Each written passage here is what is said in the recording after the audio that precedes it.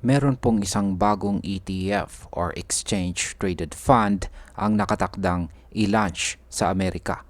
At ang pinaka-highlight po dito ay ang pagiging American-made ng mga crypto assets na papasok sa fund na ito. At sa usapang ito, si XRP ang itinuturing na nangunguna. Kaya yan po ang siyang ating pag-uusapan sa video na ito. Pero bago po tayo magpatuloy ay pakibasa na lamang po muna ang disclaimer dito po sa ibaba ng ating screen. Ayan, ano nga ba ang bagong ETF na ito? Meron pong pinost dito si Madam Amelie. Ayan, meron po siyang 108k na bilang ng kanyang mga followers. Ayan, sabi niya rito ay breaking news. Canary filed for a spot American-made crypto ETF to hold coins developed, mined, or operated in the US. XRP is the #1 digital asset by market cap made in the USA. Kaya ayan, meron pa po siyang shinare dito na document kung saan ay isa po itong Form S-1 registration statement under the Securities Act of 1933. Kaya yan po ang siyang ating ipapaliwanag dito kung ano ba ang mga yan. Ayan, isang kumpanya na tinatawag po na Canary ang nag-submit ng kanilang Form S-1 registration statement sa US Securities and Exchange Commission or SEC. Ang ETF na ito ay papangalan ng Canary American-made Crypto ETF. Ang layunin po ng fund na ito ay mag-hold lamang ng mga cryptocurrencies na ginawa, minina, or pinapatakbo sa loob mismo ng United States. Kaya hindi ito basta-basta tulad ng ibang spot crypto ETF na mas malawak ang kanilang sakop.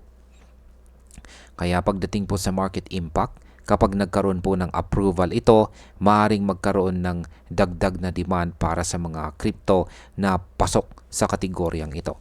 Ang mga investors po na naghahanap ng US link assets ay siguradong magiging interesado.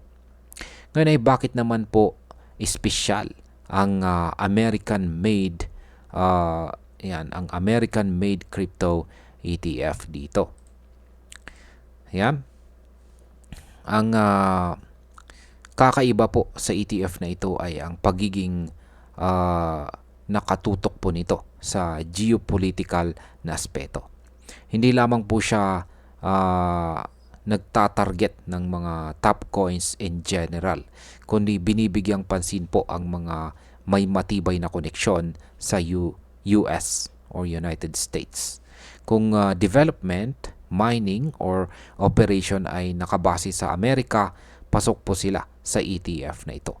Kaya pagdating po sa market impact, posibleng mag-iba ang galaw ng presyo ng mga coins na pasok dito dahil makakakuha po sila ng mas malaking spotlight, lalo na kung magsisimulang pumasok ang mga malalaking institutional investors. Kaya bakit po si XRP ang tinuturing na nangunguna?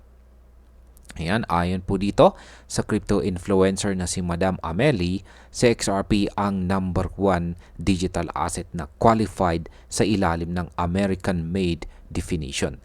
Kung titingnan po ang market capitalization, si XRP po ang nangunguna sa listahan ng mga US link crypto assets.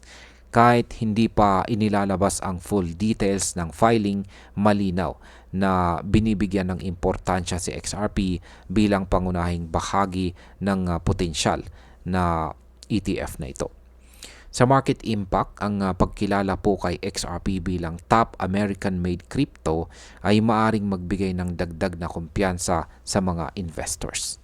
Kapag naaprubahan po ang ETF, malaki po ang posibilidad na tataas ang demand kay XRP at magkakaroon ito ng mas matatag na presyo. Ano naman po ang ibig sabihin ng filing na Form S-1? Ayan, ang Form S-1 ay isang mahalagang dokumento po ito na kailangang isubmit bago makapag-launch ng public offering or ETF. Dito po nakalagay ang lahat ng detalye tulad po ng legal representatives, entity sa likod ng fund, at structure ng product. Sa pagkakataong ito, ang Canary Capital Group LLC ang nasa likod ng project at ang Chapman and Cutler LLP mula Chicago ang mga legal representatives. Kaya sa market impact, ang simpleng pag-file ng Form S-1 ay isang positibong senyales para sa crypto industry. Ipinapakita po nito na patuloy na tinatanggap ng traditional financial system ang ideya ng crypto ETF. Kung magpapatuloy po ito, mas maraming investors mula sa traditional finance ang papasok sa crypto market. Ano naman po ang susunod na mangyayari sa proseso? Hindi pa agad-agad maililista or matrade ang ETF na ito. Kailangan muna itong dumaan sa masusing review ng SEC. Posibleng hilingin po ng regulator ang revisions or dagdag na detalye bago ito tuluyang maaprubahan. Kapag nakapasa, dito pa lamang po magsisimula ang trading ng fund. At dito na papasok ang mga mahalagang detalye gaya ng custody, pricing methodology at saka index criteria. Kaya sa market impact, habang nasa proseso ng review, maaari pong magkaroon ng speculative price movements lalo na kay XRP. Kapag may lumabas po na balita na positive ang review ng SEC, pwede pong tumaas ang presyo. Subalit kung magkaroon po ng delays or rejection, maaaring magdulot po ito ng pansamantalang pagbaba. Ano naman po ang pananaw ng mga observers dito? Ang mismong post ni Madam Amelie ay nagpapakita po ng excitement sa filing. Hindi lamang ito simpleng ETF, kundi isang fund na nagbibigay din sa American-made crypto. Kung tuluyang maisasama si XRP bilang pangunahing asset dito, mas lalong titibay po ang kanyang position sa global crypto market bilang isa sa mga pinagkakatiwalaang US-linked asset. Kaya sa market impact, kapag lumawak po ang interest mula sa mga investors, hindi lamang presyo ng XRP ang makikinabang.